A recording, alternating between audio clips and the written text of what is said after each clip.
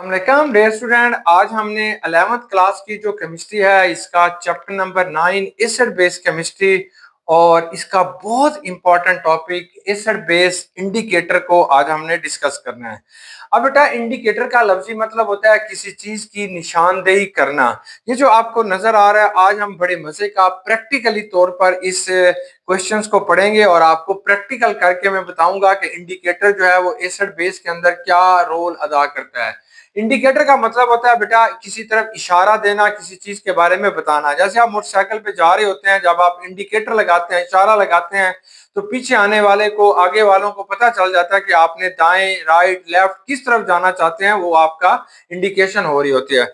जब भी बच्चों आप कोई भी एसिड और बेस का रिएक्शन कराएंगे, फॉर एग्जाम्पल हमारे पास एक बेस है सोडियम हाइड्रोक्साइड और इसका जो रिएक्शन है वो बेटा आपने HCl के साथ करवाते हैं। जब इन दोनों का रिएक्शन होता है तो ये जो OH आयन होता है ये इस हाइड्रोजन आयन से मिलेगा, यानी OH ion of base react with hydrogen ion of acid and form water. ये पानी बनाएगा, साथ बेटा इसके NaCl बनेगा। अब तवज्जो से, अगर हमारे पास ना OH के 100 मॉलिक्यूल हैं तो HCl के भी 100 हाइड्रोजन, अगर आपके पास NOH के H के 100 मॉलिक्यूल हैं तो HCl के भी बेटा 100 फार्मूला यूनिट आके इससे मिलेंगे, 100 मॉलिक्यूल आके इससे मिलेंगे। तो इस तरीके से 100 OH के साथ 100 H आयन आपस में जब मिलेंगे तब न्यूट्रलाइजेशन होगी, तब ये दोनों बराबर मिकदार के अंदर होंगे और इसके नतीजे में नमक बनेगा और बच्चों पानी बनेगा। जब ये दोनों आपने 100 आपस में मिक्स अप कर दिए तो ये देखें, ये हमारे पास ना एक एसिड है, ये भी कलरलेस है, इसका कोई कलर नहीं है। ये बेटा हमारे पास एक बेस है, ये भी कलरलेस है, इसका भी कोई कलर नहीं है। अगर इन दोनों के मैं 100 मॉलिक्यूल आपस में मिला देता हूं या 1 ml आपस में मिला देता हूं, जब ये रिएक्शन कंप्लीट होगा तो मुझे कुछ नहीं पता चलेगा कि ये रिएक्शन कंप्लीट हुआ है या नहीं हुआ। तो यहाँ पे जो हमारी मदद करता है वो एक इंडिकेटर मदद करता है। इंडिकेटर क्या होगा, जब रिएक्शन कंप्लीट होने को होगा तो वो फौरन एक खास किस्म का कलर शो कर देगा, जिससे पता चल जाएगा कि अब यहाँ पे ये रिएक्शन है कंप्लीट हो गया एसिड बेस के अंदर। वैसे इंडिकेटर हमारे पास बहुत सारे होते हैं, यहाँ पे सिर्फ आपने एसिड और बेस के रिएक्शंस के अंदर इंडिकेटर की बात करते हैं। तो व्हाट इज इंडिकेटर? तो इंडिकेटर बेटा एक सब्सटेंस होती है that undergo A colour change, जो आमतौर पर एक कलर जिसका चेंज हो जाता है, जिसका रंग चेंज हो जाएगा when a reaction approaches to completion. जब एक रिएक्शन कंप्लीट होने के होगा तब ये इसका कलर चेंज हो जाएगा और हमें पता चल जाएगा कि ये रिएक्शन कंप्लीट हो गया। अब एसिड बेस इंडिकेटर क्या करते हैं? Acid base indicator show one colour in acid, कि एसिड के अंदर इनका और कलर होता है and other colour in base, और बेस के अंदर बच्चों इनका कलर क्या होगा, और होगा, एसिड के अंदर और बेस के अंदर और होगा। The color change takes place when a certain value of pH reached in acid base titration indicator। जब एसिड बेस इंडिकेटर में खास किस्म की pH होगी, जब ये वहां पे पहुंचते हैं तो उसका कलर चेंज हो जाएगा। तो आगे चल के हम पढ़ेंगे दिस कलर चेंज, हमें क्या फायदा होगा इसके रंग चेंज करने से। This colour change helps in identify the end point of titration, ये हमें बता देगा कि आपका रिएक्शन कंप्लीट हो गया। वो कलर चेंज हो गया, आपको बताएगा कि ये रिएक्शन कंप्लीट हो गया है, अब आप रिएक्शन को रोक दें। When reaction between acid and base is complete, जब एसिड और बेस के अंदर ये रिएक्शन कंप्लीट हो जाएगा तब वो कलर चेंज से हमें अंदाजा हो जाएगा कि ये रिएक्शन वाकई बच्चों कंप्लीट हो गया। देखो ये आपके सामने ना एसिड और बेस पड़े हुए हैं। ये जो इस तरफ है राइट हैंड साइड पे, ये बेटा हमारे पास एसिड है, और ये जो लेफ्ट हैंड साइड पे रखे हुए हैं ये हमारे पास बेस है। यहाँ पे हम दो इंडिकेटर लेके आए हैं, इसे हम फिनाफ्थलीन कहते हैं और ये आपके पास मिथाइल ऑरेंज है। हमारे बुक में भी दो इंडिकेटर का जिक्र है। देखें ये जो हमारे पास मिथाइल ऑरेंज होगा, इसका जो एसिड के अंदर कलर होगा वो ऑरेंज कलर का होगा, लेकिन इसका जो बेस के अंदर कलर होगा वो येलो होगा। एसिड के अंदर इसका कलर ऑरेंज होगा, बेस के अंदर बेटा इसका कलर क्या होगा, येलो होगा। इस तरीके से ये हमारे पास जो फिनाफ्थलीन होगी, इसका एसिड के अंदर जो कलर होगा वो कलरलेस होगी, कोई कलर नहीं होगा, वैसे का वैसे रहेगा। लेकिन बेस के अंदर बेटा इसका पिंक कलर हो जाएगा। तो जो इनका एंड पॉइंट है वहां पे इनका कलर कैसा होगा ये हम आगे चल के पढ़ते हैं। अभी तो हम सिर्फ ये देख रहे हैं कि क्या ऐसा होगा या नहीं होगा। देखो ये बेटा मेरे पास ना फिनोल्फथलीन है, इसका एक ड्रॉप मैंने इधर डाला, देखो इधर डाला तो एसिड के अंदर इसका कोई भी कलर चेंज नहीं हुआ, ये वैसे का वैसे ही है। लेकिन यही फिनोल्फथलीन है, अब इसका एक ड्रॉप जो है मैं जो है बेस के अंदर डाल रहा हूँ, ये एसिड है, अब मैंने बेस के अंदर डाला तो देखो ये शॉकिंग पिंक हो गया। जैसे जैसे मैंने डाला तो इसका शॉकिंग पिंक कलर हो गया। क्यों शॉकिंग पिंक हो गया है? क्योंकि बेस के अंदर इसका कलर जो होता है वो पिंक हो जाता है। यहाँ पे जो है ये अनआयोनाइज्ड फॉर्म में, आगे चल के हम पढ़ेंगे, यहाँ पे ये शॉकिंग पिंक होगा और यहाँ पे बच्चों ये क्या रहेगा, कलरलेस रहेगा। अब मैं एक और इंडिकेटर लेता हूँ, उस इंडिकेटर को हम क्या कहते हैं, मिथाइल ऑरेंज। ये वाला जो इंडिकेटर आपके पास है ये मिथाइल ऑरेंज है। और बेटा इसने क्या करना है, एसिड के अंदर जो इसका कलर होगा वो ऑरेंज होगा। एसिड के अंदर जो इसका कलर आपके पास बनने वाला है वो बच्चों ऑरेंज है। देखो इस कलर को ना हम ऑरेंज कहते हैं, ये ऑरेंज कलर है। ये एसिड के अंदर जो इसका कलर आएगा वो बच्चों कैसे है, ये ऑरेंज कलर होगा। जैसे माल्टा होता है वैसा ये कलर आ जाएगा ऑरेंज किस्म का। लेकिन जब मैं बेस के अंदर इसे डालूंगा तो इसी चीज का कलर जो होगा बेटा वो येलो हो जाएगा, ये येलो कलर का हो जाएगा। ये देखो ये येलो कलर का हो गया। ये एक इंडिकेटर है, इसने आपको बताया, देखें साफ नजर आ रहा है कि ये आपके पास ऑरेंज कलर है, रेड कलर है, और ये आपके पास जो होता है वो येलो कलर है। तो एसिड के अंदर मिथाइल ऑरेंज जो है वो रेड कलर में आएगा और बेस के अंदर जो होगा ये बच्चों ऑरेंज कलर में आएगा। अब जब इनकी ये ऐसा क्यों हो रहा है, अब ये क्वेश्चन आ रहा है कि वर्किंग ऑफ इंडिकेटर, के इंडिकेटर ये काम कैसे करता है, इसने क्या किया कि इनके ये कलर जो होते हैं वो चेंज हो गए। तो सबसे पहली बात यह है कि ये जो इंडिकेटर होते हैं, एसिड बेस इंडिकेटर जो आप इस्तेमाल करते हैं, तो ये बेटा या तो वीक ऑर्गेनिक एसिड होंगे या वीक ऑर्गेनिक बेस होंगे। अब इनकी ना दो फॉर्म्स होती हैं, एक आयोनाइज फॉर्म होती है, एक क्या होती है, अनआयोनाइज फॉर्म। अब तवज्जो करें, जैसे ये इंडिकेटर है, ये बेटा HLN, ये आपके पास एक वीक एसिड है, एक इंडिकेटर है। जब आप पानी के अंदर इसे डालते हैं, यानी एसिड या बेस के अंदर डालेंगे, तो ये आयोनाइज होगा H साइन में, और हमारे पास क्या होगा, इसका Ln नेगेटिव, यानी कि ये इंडिकेटर नेगेटिव आयन होगा। इसे हम कहते हैं आयोनाइज फॉर्म। अब हम देखते हैं इसी को, हम ये जो देख रहे हैं कि ये आपके पास फिनोल्फथलीन एक इंडिकेटर है। यहाँ पे इसका कलर पर्पल क्यों हो गया, ये इसलिए हो गया कि क्योंकि यहाँ पे ये आयोनाइज फॉर्म के अंदर था, आयोनाइज्ड हो गया। आयोनाइज से कहते हैं जिसमें हाइड्रोजन अलग हो जाएगा और इसका इंडिकेटर, इसका नेगेटिव आयन अलग हो जाएगा। इसे हम इसका कॉन्जुगेट एसिड बेस भी कहते हैं। यानी ये एसिड था, जब ये ब्रेकअप हुआ तो इसका ये कॉन्जुगेट बेस बना, तो ये कॉन्जुगेट बेस है, ये आयोनाइज फॉर्म है। यहाँ पे बेटा ये कलरलेस क्यों है, क्योंकि ये इसकी अनआयोनाइज फॉर्म है। ये HLN ये इसी शक्ल में पाया जा रहा है, इसने अपने आप को ब्रेकअप नहीं किया, इसलिए बच्चों ये हमारे पास क्या होगा कि ये इसकी आयोनाइज फॉर्म नहीं है बल्कि अनआयोनाइज फॉर्म है। और ये इसकी क्या है बच्चों, ये इसकी जो फॉर्म आपको नजर आ रही है इसे हम कहते हैं आयोनाइज फॉर्म है। इसी तरीके से ये जो मिथाइल ऑरेंज है, इसने भी मुख्तलिफ किस्म के कलर शो किए। एसिड के अंदर इसका कलर और है, बेस के अंदर बेटा इसका कलर है और है। इसी चीज को हम अब दोबारा पढ़ते हैं। पहले हम देखते हैं एसिडिक मीडिया में क्या होगा। एसिडिक मीडिया में हमेशा ये बेटा अनआयोनाइज फॉर्म में पाया जाता है, चाहे मिथाइल ऑरेंज हो चाहे बेटा हमारे पास फिनोल्फथलीन हो, ये अनआयोनाइज फॉर्म में पाया जाएगा। और वहां पे ये रेड होगा, रेड होता है हमारे पास, या इसी चीज को हम कहते हैं कि ये ऑरेंज किस्म का होगा या रेड कलर का होगा। तो ये यहाँ पे आपको ये रेड कलर में नजर आ रहा है। और बेटा अगर आपने फिनोल्फथलीन लेंगे तो वो एसिड फॉर्म के अंदर कलरलेस होगी, जो आपको नजर आ रही है कि ये कलरलेस है, ये कलरलेस फॉर्म में नजर आएगा। बेसिक मीडिया क्या होता है, ये आयोनाइज फॉर्म होती है, आयोनाइज फॉर्म। ये इसकी आयोनाइज फॉर्म है, यानी ये ब्रेकअप हो जाता है इनटू हाइड्रोजन आयन में और इंडिकेटर आयन के अंदर ये चेंज हो जाएगा। आयोनाइज फॉर्म में अगर आपने इसके अंदर मिथाइल ऑरेंज डाला हुआ है तो ये येलो हो जाएगा, ये येलो कलर में होगा, जो आपको नजर आ रहा है ये येलो कलर में होगा। और बेटा अगर आपने फिनोल्फथलीन ली हुई है तो ये पिंक कलर में हो जाएगा, पिंक कलर के अंदर ये आपके पास क्या होगा, चेंज हो जाएगा। अब ये सवाल होता है कि ये कलर चेंज क्यों होते हैं, कलर क्यों चेंज हो रहे हैं। कलर बेटा इसलिए चेंज हो रहे हैं क्योंकि इनकी पीएच मुख्तलिफ है। ये जो एसिड है इनकी पीएच 7 से कम है, ये जो बेस है इनकी पीएच बेटा 7 से ज्यादा है, तो इसलिए इनके कलर चेंज हो रहे हैं। तो different indicator change colour at different pH values, मुख्तलिफ पीएच वैल्यूज के ऊपर ये जो कलर्स होंगे, ये जो इंडिकेटर्स होते हैं अपने कलर को क्या करते हैं बेटा, चेंज करते हैं।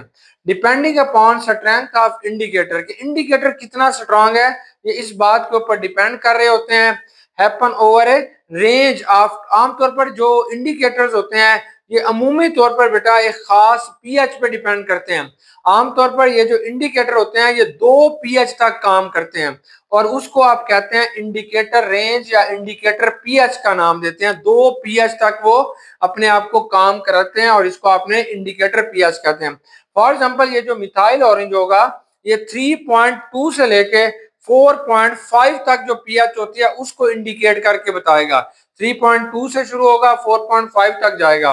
और ये जो हमारे पास फिनोल्फ्थालीन होती है ये बेटा 8.5 से लेके 10 तक जो पीएच आ रही होती है उसके बारे में ये हमें बताता है। और ये आपके पास ना एमसीक्यूज आएंगे। अब आप सोच रहे होंगे सर जी इनको मिला दें फिर क्या होगा, तो बेटा जो चीज भी इसमें डोमिनेंट होगी ना वो आ जाएगा। एंड पॉइंट पे आपको ये दोनों का कलर दे रहा होगा, यानी येलो ऑरेंज दे रहा होगा ब्राइट। देखो अब मैं इनको मिक्सअप करता हूँ, इधर डालूं या इधर, चलें। अब ये आपके पास रेड कलर है और ये बेटा आपके पास क्या ऑरेंज है। अब मैं रेड इसके अंदर डाल रहा हूँ, देखें ये रेड डाल रहा हूँ। अब देखें ये सारे का सारा क्या हो गया है, रेड हो गया है। ये सारे का सारा रेड क्यों हो गया, इसका मतलब यह है कि इसके अंदर एसिड ज्यादा है। अब एसिड ज्यादा है, अब अगर मैं इसके अंदर बेस डालता जाऊं तो ये सारे का सारा येलो हो जाएगा। ये हमें बताएगा कि ये वाला, हाँ देखो अब ये इसके अंदर मैंने बेस को डाला है। अब ये जो एसिड था थोड़ा स्ट्रांग था इसलिए बेटा ये इस कलर के अंदर हमारे पास आ रहा है, वरना ये हमें बता रहा होता कि ये इसके अंदर कलर चेंज हो जाना था। अब थोड़ा एसिड स्ट्रांग होने की वजह से इसका कलर जो है वो यही रह गया है, वरना ये हमारे पास क्या होता येलो कलर के अंदर कन्वर्ट हो जाता। थोड़ा मैं गिरा देता हूँ ताकि फिर दोबारा इसके अंदर बेस डाल के देखते हैं फिर क्या होता है। देखो अब मैंने बेस डालता हूँ, देखो ये अब येलो हो गया। देखो पहले ये वो था रेड था, अब ये क्या हो गया येलो कलर के अंदर आ गया। तो इसका मतलब यह है कि ये कलर क्या हो गया बच्चों, चेंज हो गया, इसका कलर चेंज हो गया इसलिए ये आपको कलर चेंज होने में दिखा रहा है। अब मैं थोड़ा डाइल्यूट कर लूं फिर आपको समझ आएगी। अब हम दूसरे एक्सपेरिमेंट को दोहराते हैं। देखिए ये जो आपके पास पड़ा हुआ है ना ये बेसिक है, बेसिक यानी इसमें बेसिक कलर है। अब मैं इसमें एसिड डालता हूं तो ये आस्ता आस्ता ये कलर ना डिसअपेयर होना शुरू हो जाएगा। देखो ये आपके साथ ये डिसअपेयर होता जा रहा है। अब ये बिल्कुल व्हाइट हो गया। ये व्हाइट क्यों हो गया है, ये इसलिए व्हाइट हो गया क्योंकि इसके अंदर अब एसिड ज्यादा हो गया है। अब ये सारे का सारा जो सोल्यूशन है बच्चों ये एसिडिक बन गया है। बेसिक कलर जो है वो इसके अंदर से क्या हो गया है, डिसअपेयर हो गया है, इसलिए ये हमारे पास जो है ये कलरलेस हो गया। अब अगर इसके अंदर हम इसे और डाइल्यूट कर लें, इसे थोड़ा पतला कर लेते हैं, पतला करते हैं फिर हम देखते हैं फिर क्या होता है। देखो अब ये आपके पास पतला हो गया है और पतला करने के बाद मैं इसमें थोड़ी फिनाफ्थलीन डालता हूँ। ये देखो ये फिनाफ्थलीन है ये वाली। अब ये हल्का कलर दे रही है, ये बहुत ज्यादा पतला है। अब ये जो बेस आपके पास आ गया ये क्या हो गया, बहुत ज्यादा बेटा डाइल्यूट हो गया। अब अगर हम इसके अंदर एसिड डालेंगे, ये एसिड है इसके अंदर डालते हैं तो ये कलर डिसअपियर हो जाएगा, बिल्कुल ये व्हाइट हो जाएगा। ये वाला ये कलर है, ये मैंने ये भी बहुत डाइल्यूट कर दिया था इसलिए देखो ये आप बिल्कुल कलर जो होता है वो डिसअपियर हो गया। तो इस चीज को हम कहते हैं ये एसिड बेस इंडिकेटर होते हैं। जब एक कलर आपके पास आ रहा होता है वो एक खास एसिड के अंदर देगा और दूसरा कलर जो होता है वो बेटा आपको बेसिक मीडिया के अंदर मिल रहा होता है। अब ये सारा कुछ हमारी बुक वाले ने ना ड्रा करके दिया, यानी पेज के ऊपर इसने बना के दिखाया है। ये जो मिथाइल ऑरेंज होता है ये आमतौर पर अनआयोनाइज्ड फॉर्म से बेटा, अनआयोनाइज्ड फॉर्म जो होगी मतलब ये रेड होगा इन एसिड मीडियम में और लेकिन येलो हो जाएगा ये बेसिक मीडिया में जब इसकी पीएच चेंज हो रही है। ऐसे फिनोल्फ्थलीन जो होगा ये कलरलेस होगा अनआयोनाइज्ड फॉर्म के अंदर और कलर पिंक कलर में या इसे हम रेड कलर का कहते हैं ये हो जाएगा बेसिक मीडिया में जहां पे पीएच जो होती है वो 8.2 से लेके 10 तक चली जाएगी। इसको उसने एक डायग्राम बनाई है। अगर आपने मिथाइल ऑरेंज को देखते हैं तो ये आपको रेड रेड नजर आ रहा है। ये रेड जो होगा ये आपके पास एसिडिक मीडिया में नजर आ रहा होगा। ये बेटा येलो येलो खट्टा किस्म का जो होगा ये बेसिक मीडिया में नजर आ रहा होगा। ऐसे फिनोल्फ्थलीन जो होगी ये कलरलेस आपको नजर आएगी एसिडिक मीडिया में और पिंक कलर का या रेड कलर का आपको नजर आ रहा होगा बेसिक मीडिया में। अब सवाल पैदा होता है ऐसे क्यों होता है, वर्किंग ऑफ एन इंडिकेटर के इंडिकेटर ऐसा क्यों करता है, कैसे ये काम करता है। तो सबसे पहले बेटा आप एसिडिक मीडिया में देखें। देखिए जैसे ही आपने इंडिकेटर को, ये HLN से मुराद है इंडिकेटर, इसको आपने जैसे ही एसिड के अंदर डाला तो ये आयोनाइज होगा, हाइड्रोजन आयन देगा और बेटा साथ ये जो है अपना कॉन्जुगेट एसिड देगा।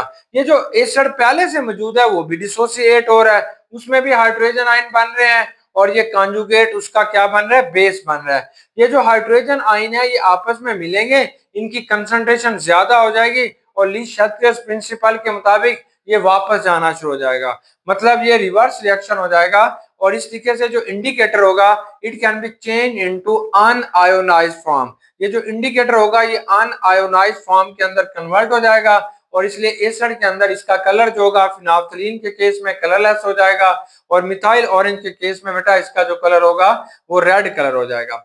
अब बेसिक मीडिया के अंदर क्या होता है, अगर आपने किसी भी इंडिकेटर को बेस के अंदर डालते हैं तो वहां पे फौरन इंडिकेटर आयोनाइज होगा हाइड्रोजन आयन में और एल नेगेटिव आयन में। अब क्योंकि वहां पे बेस है, वो बेस भी अपने आप को आयोनाइज किया हुआ है, एक उसके अंदर एम है पॉजिटिव आयन है और दूसरा बेटा उसके अंदर क्या है, ओ एच आयन है। तो ये जो ओ एच आयन होता है ये बेटा इसको न्यूट्रलाइज करना शुरू कर देगा। ये जो हाइड्रोजन आयन है ये आपस में मिलेंगे और इस तरीके से ये इसे न्यूट्रलाइज करेगा, वाटर के अंदर तब्दील होगा, लेकिन ये इसके आयोनाइज फॉर्म जो है उसके अंदर मौजूद रहती है। ड्यू टू दिस रीजन आप कहते हैं कि बेसिक मीडिया के अंदर ये आयोनाइज फॉर्म के अंदर होता है और इसलिए इसका एक खास किस्म का कलर आ रहा है। मतलब अगर वो फिनाफ्थलीन है तो पिंक कलर होगा, अगर मिथाइल ऑरेंज है तो बेटा येलो कलर होगा। बहुत आसान सी बात है, सिर्फ आपने कलर देखने हैं थोड़ा बेस में। अब सेटिंग ए सूटेबल इंडिकेटर, या आपने कैसे बेटा सिलेक्टिंग ए सूटेबल इंडिकेटर, एक इंडिकेटर को कैसे आपने सिलेक्ट करना है जब आप एसिड बेस टाइट्रेशन करा रहे होंगे। तो बेटा आमतौर पर टू जनरल क्राइटेरिया, दो क्राइटेरिया को आपने ध्यान में रखना है ताकि आपको एक बेहतर किस्म का इंडिकेटर मिल सके। सबसे पहली बात क्या है, pH at the end of titration should be close to the indicator neutral point. जो भी आपके पास पीएच आ रही है, वो जो भी आपके पास बेटा पीएच होती है टाइट्रेशन की जो एंड पे आनी होती है, वो इंडिकेटर के न्यूट्रल पॉइंट के बराबर होनी चाहिए। सेकंड ये है कि इंडिकेटर शो शार्प कलर, इसके अंदर एकदम तेजी से कलर के अंदर चेंजिंग आनी चाहिए near the equivalence point of titration. तो जो इक्विवेलेंस पॉइंट ऑफ टाइट्रेशन होता है वहां पे इसकी जो कलर चेंज होती है वो हमारे पास बहुत ही वाज़ा तौर पर होनी चाहिए। अब हमने बात करनी है कि इक्विवेलेंस पॉइंट क्या होता है। तो पहले हम इसे टाइट्रेशन के जरिए करके देखते हैं। तो बच्चों देखो,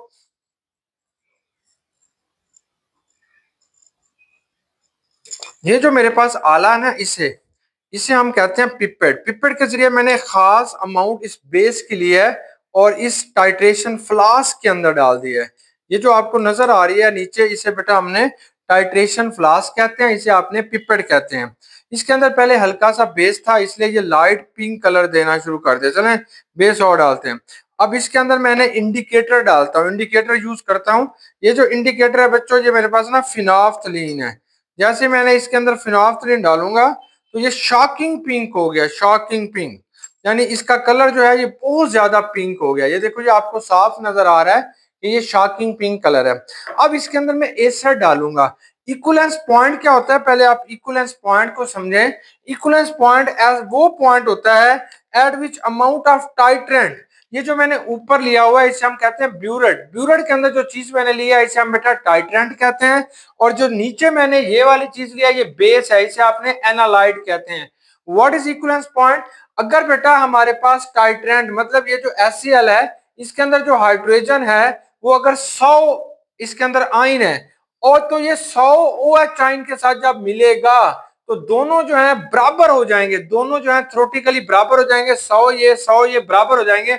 उस वक्त हमारा ये जो सोल्यूशन होगा ये न्यूट्रलाइज हो जाएगा, that is known as a equivalent point.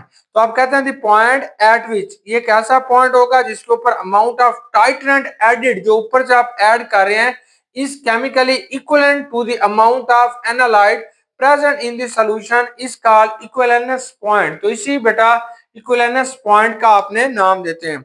अब देखें ये मैं इसे, और दूसरी जो चीज आप पढ़ेंगे उसे हम कहते हैं एंड पॉइंट। इक्विवेलेंस पॉइंट और एंड पॉइंट में क्या होता है, ये जो इक्विवेलेंस पॉइंट होता है ये थ्योरेटिकल पॉइंट है, ये हमें नजर नहीं आएगा, जब ये रिएक्शन होगा दोनों बराबर होंगे नजर नहीं आएगा, और ये एक माइक्रोस्कोपिक इवेंट है, यानी यहाँ पे बांड टूटेंगे बनेंगे नजर नहीं आएगा। What is and point, and point क्या होगा, तो आप कहेंगे and point is the movement, ये एक ऐसा लम्हा होता है व्हेन इंडिकेटर चेंज कलर, जब बेटा इंडिकेटर ने अपना कलर चेंज करना होगा उस लम्हे को या उस पॉइंट को आपने एंड पॉइंट कहते हैं। देखिए अब ये आपके पास ना शॉकिंग पिंक है, थोड़ा आपको नजर नहीं आ रहा, मैं इसके लिए बेस और इसके अंदर डाल देता हूँ। देखो बहुत सारा हो गया। अब ये शॉकिंग पिंक कलर आपको साफ नजर आ रहा है। तो अब देखें इसके अंदर मैंने एसड को डालता जा रहा हूँ।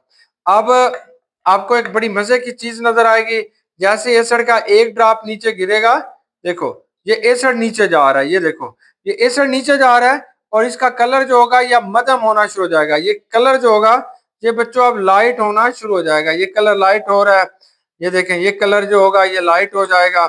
और एक वक्त ऐसा आएगा कि यह बिल्कुल लाइट होगा, यानी उस पॉइंट के अंदर क्यों, अब ये लाइट क्यों हो रहा है कि ऊपर से एच आइन आ रहे हैं और नीचे जो है ये ओ एच आइन है। अभी ओ एच आइन की तादाद ज्यादा है, एक एच आइन नीचे आता है उसको न्यूट्रलाइज करता है, तो उसका कलर थोड़ा ये क्योंकि ओ एच आइन कम हो जाते हैं। अब फिर एक और ओ एच आइन ऊपर से आ रहा है, नीचे से ओ एच आइन की तादाद कम हो रही है, ये ओ एच आइन आ रहा है, ये इससे मिल रहा है और ये कलर जो होगा ये लाइट होना शुरू हो जाएगा। अब जब लाइट कलर आपके पास आ जाएगा, देखो कितना लाइट हो गया।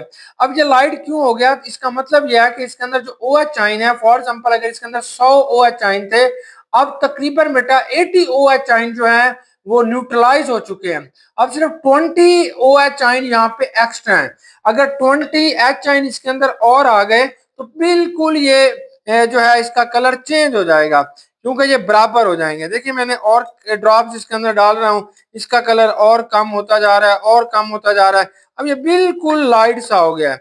ये जो लाइट सा आपको कलर नजर आ रहा है, इस कलर को हम कहते हैं इक्विवेलेंस पॉइंट। इक्विवेलेंस पॉइंट में क्या हुआ कि बिल्कुल इसमें एच आइन और ओ एच आइन की तादाद क्या हो गया, बराबर हो गया।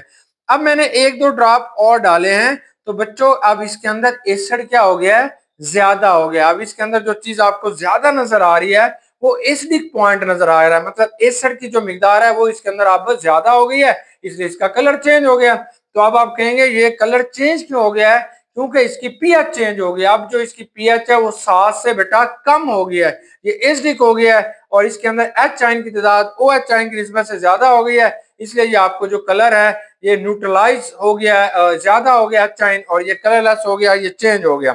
चले एक एक्सपेरिमेंट हम ना मिथाइल ऑरेंज से भी करके देख लेते हैं कि वो कैसा कलर देगा। देखिए मिथाइल ऑरेंज हम कैसे करते हैं, फिर हम बेस को नीचे लेते हैं। ये जो बेस है इसको बेटा हमने नीचे लेते हैं, बेस को आपने नीचे लेंगे और इसके अंदर मिथाइल ऑरेंज के एक दो ड्रॉप्स डालते हैं। देखें ये वाला आपके पास जो है ये बेस है। अब मिथाइल ऑरेंज को मैं जैसे इसके अंदर डालूंगा, इसका कलर जो है मिथाइल ऑरेंज का बच्चों यहाँ पे येलो हो जाएगा। देखो ये येलो कलर हो जाएगा बेस के अंदर जाके, देखो ये येलो हो गया, ये आपको नजर आ गया, ये येलो कलर हो गया। मिथाइल ऑरेंज डालने से क्या हो गया, इसका कलर येलो हो गया। अब इसके अंदर मैं क्या कर रहा हूँ, इसके अंदर बेटा मैं अब एसड डालता हूँ, एसड, तो ये येलो से ये लाइट ऑरेंज और येलो में जाएगा, रेड और ऑरेंज में जाएगा। और अगर इसके अंदर एसड ज्यादा हो गया तो ये सारे का सारा बच्चों रेड हो जाएगा। अब आपको नजर आ रहा होगा कि ये कलर ऐसा ऐसा जो है वो चेंज हो रहा है, येलो कलर जो ऐसा ऐसा बेटा ये चेंज होता जा रहा है। जैसे मैं एक ड्रॉप इसके अंदर डालता हूँ तो इसमें रेडिश आना शुरू हो जाता है, येलोइश काम जो है वो थोड़ा कम हो जाएगा। अब बच्चों देखो मैंने और इसके अंदर डाला, अब ये सारे का सारा रेड हो गया, देखो ये रेड हो गया, पहले येलो था अब ये क्या हो गया, रेड। ये रेड क्यों हो गया, इसका मतलब ये है कि इसके अंदर जो एसिड है वो अब ज्यादा हो गया है। जब एसिड ज्यादा हो गया है तो इसका जो कलर है वो अब आपके पास क्या हो गया बेटा, चेंज हो गया।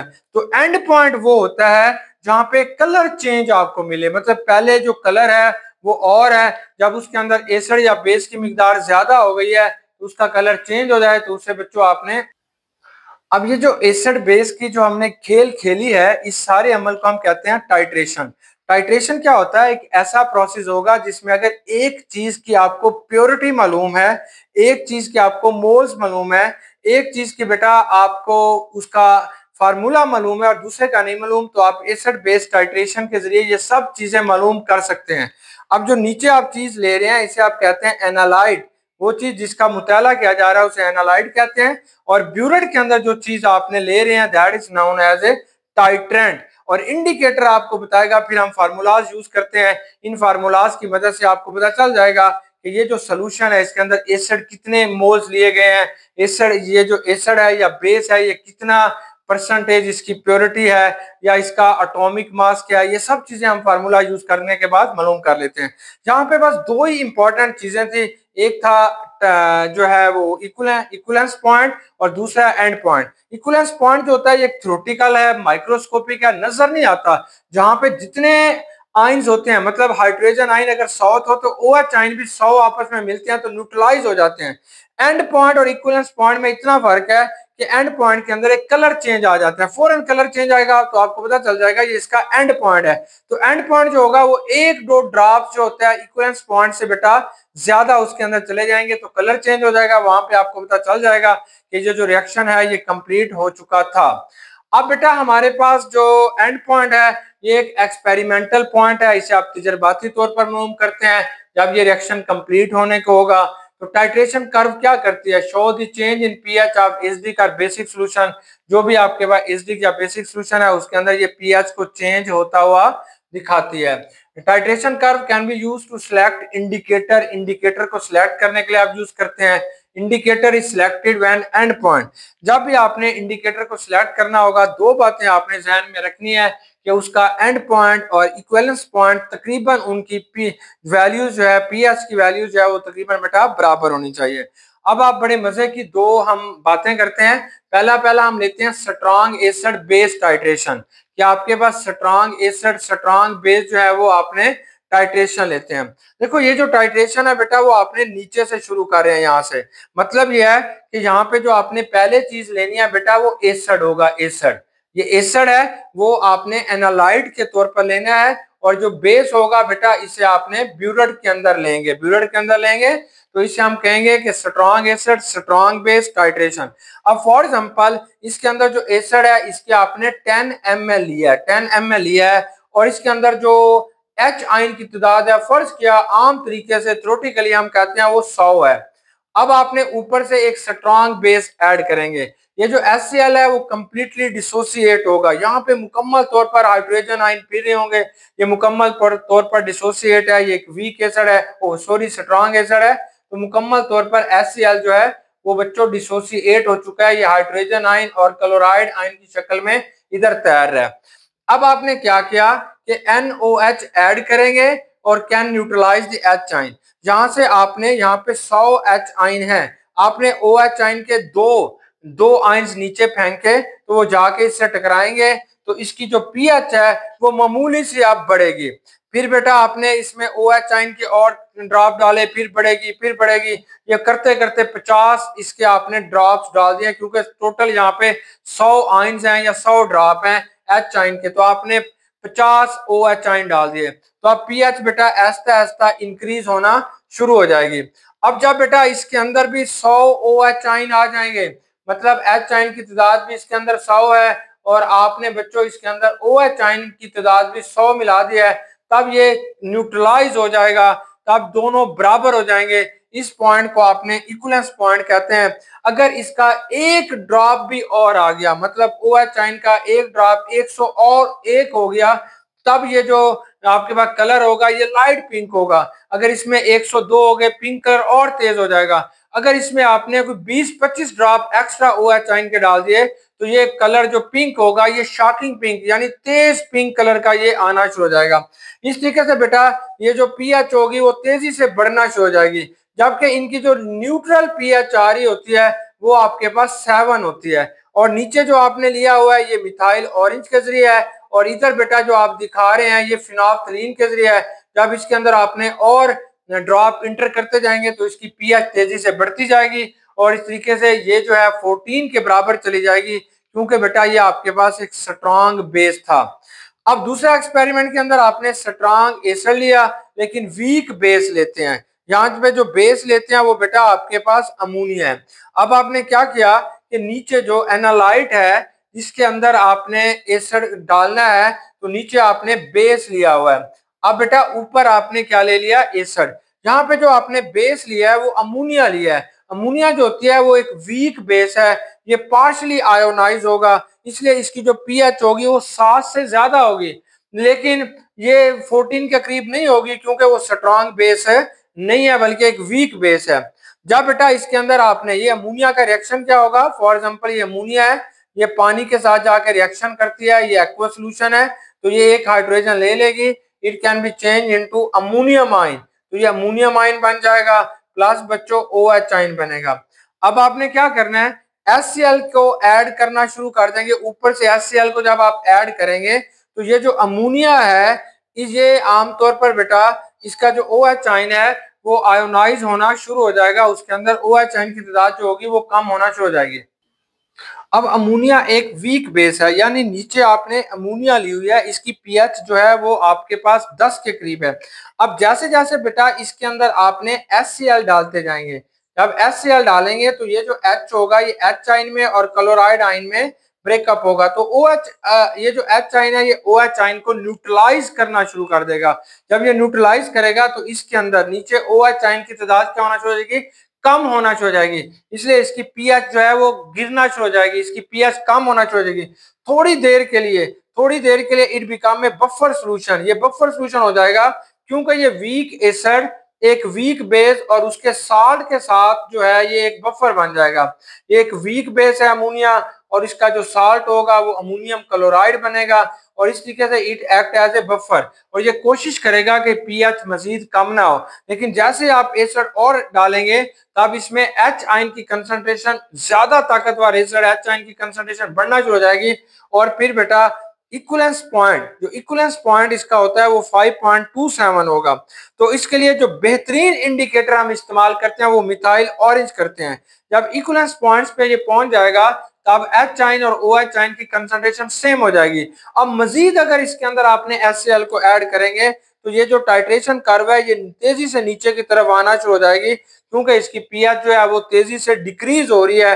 अब क्यों डिक्रीज हो रही है, क्योंकि अब इसके अंदर H आयन की या एसिड की कंसंट्रेशन बेटा इंक्रीज होती जा रही है। देखो बहुत आसान है, जब आपने स्ट्रॉन्ग बेस लेंगे तो ये आपने ग्राफ ऊपर की तरफ ऐसे बनाना है, जब बेटा आपने बेस नीचे लेना है तो आपने यहां से इस ग्राफ को शुरू करना है, नीचे की तरफ जाना है। जब नीचे आपके पास एसिड था तब ये ऊपर की तरफ जाएगा, जब बेटा आपने एनालाइट बेस ले रहे हैं तब ये ग्राफ आपने ऐसे बनाएंगे। जब आपके पास स्ट्रॉन्ग एसिड और वीक बेस होगा तो यहाँ पे मिथाइल ऑरेंज जो है वो एक सूटेबल इंडिकेटर होता है, तो आमतौर पर जो कलर इसका चेंज हो रहा होगा वो 3.1 से लेके 4.4 तक होगा। तो डियर स्टूडेंट, उम्मीद है कि आज का लेक्चर आपको समझ आ गया होगा। थोड़ा बिखरा हुआ था, साथ प्रैक्टिकल भी करना था, थ्योरी भी थी, इसलिए बिखरी बिखरी सी सब चीजें थी, लेकिन उम्मीद है कि आपको मजा आया होगा, अच्छा लगा होगा। बेस्ट विशेष, गुड लक, अल्लाह हाफिज।